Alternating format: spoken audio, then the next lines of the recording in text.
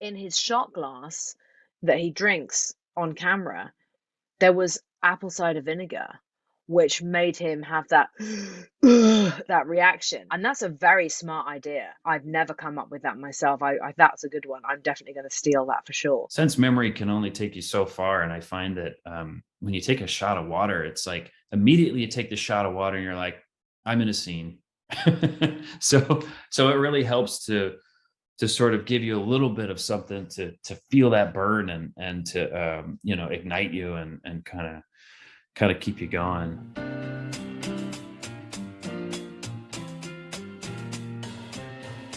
I'm Evan Peters. I play Detective Colin Zabel. It started out with a Kiss song playing, and I was singing along to that with my friends and shooting pool. And I do this like amazing trick shot.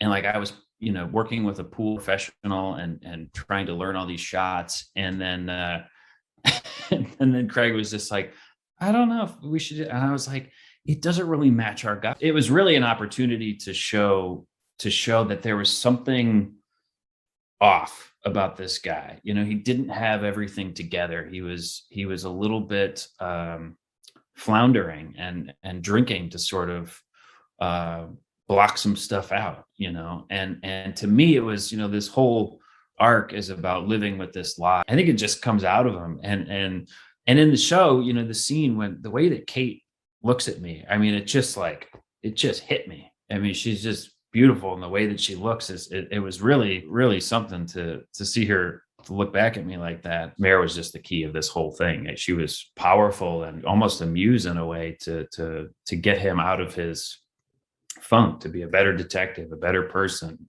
move out of your mom's house. Even in the most tragic, messed up, crazy moments, there's at least, something funny will happen. Someone will fart or someone will drop something. You can't help but continue to laugh and try to get through it and maintain some sort of semblance of, normalcy. God, love Evan.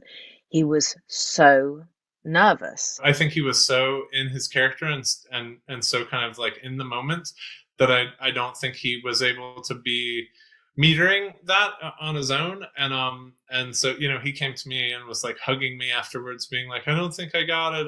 I think we missed it. And I was like, trust me, we got it. It worked.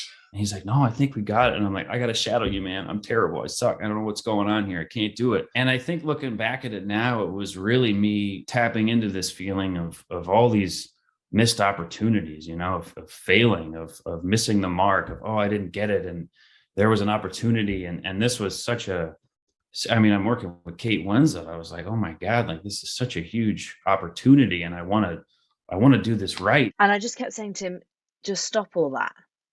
You're doing it. Just keep fucking doing it. Go on, go back, do it again. Oh God, okay. I was just so happy that I was like encouraging him and sort of became the role of like nurturing and being like, we can do this. I was the first base coach, where Kate, partly just because she's Kate and she's amazing and is like so supportive of all of her scene partners, because she was being Mare talking to Zabel, she sort of took the like harder role and being like, come on now, toughen up. We can just do this. Let's just do another take.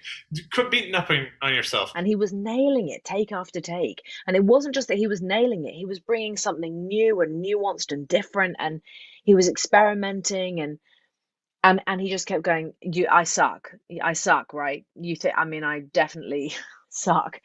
And it was quite hard for me because I wanted to just throw my arms around him and, tell him how much I loved him and how brilliant he was being. But I didn't want him to give up because he was giving such gold every time. Greg is one of my favorite directors I have ever worked with. He lets you do your thing at first and sort of get your footing. First couple takes are kind of yours. You can go after what you're trying to do, put that on film.